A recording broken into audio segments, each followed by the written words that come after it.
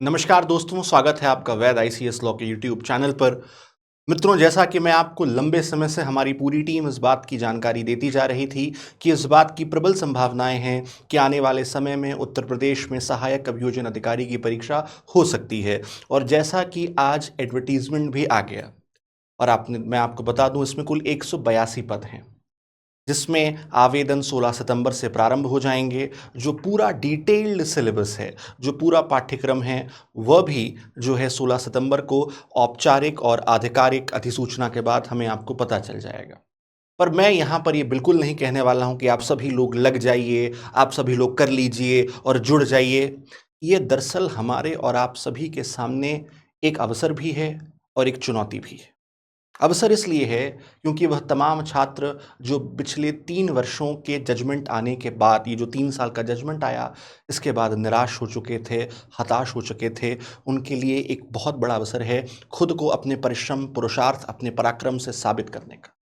और यहाँ पर इस बार चुनौती इसलिए है क्योंकि इस बार पहले हम ये देखते थे सामान्यतः कि एपीयू का एग्जामिनेशन कुछ बच्चे इसलिए छोड़ देते थे, विशेषकर फ्रेश लॉ ग्रेजुएट्स जिनका लक्ष्य केवल सिविल जज बनना होता था, वो कहते थे हम एपीयू नहीं देंगे। पर इस बार हमें बहुत ज़्यादा कंपटीशन एपीयू में देखने को मिलेगा।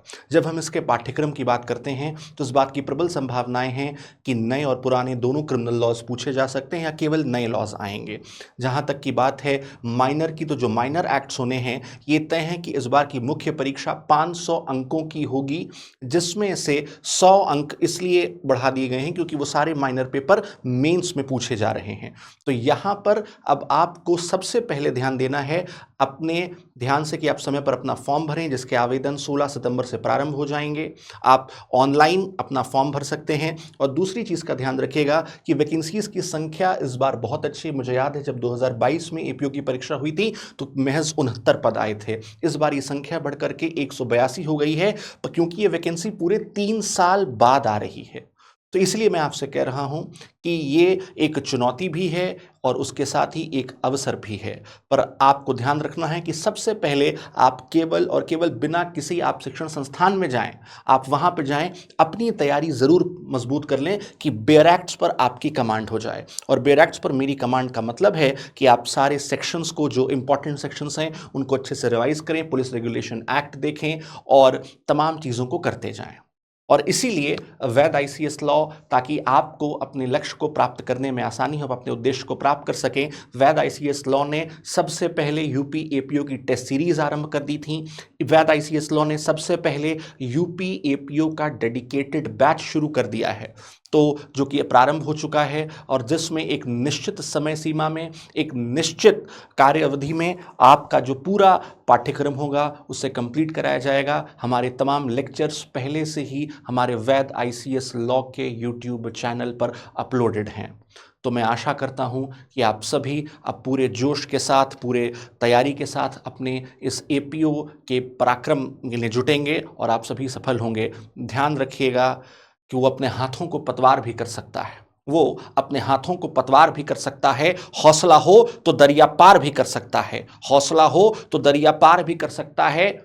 तू कलंदर है, वो कलंदर है, इमदाद भी कर सकता है, वो कलंदर है, इमदाद भी कर सकता है, पर तू सिकंदर है, इनकार भी कर सकता है।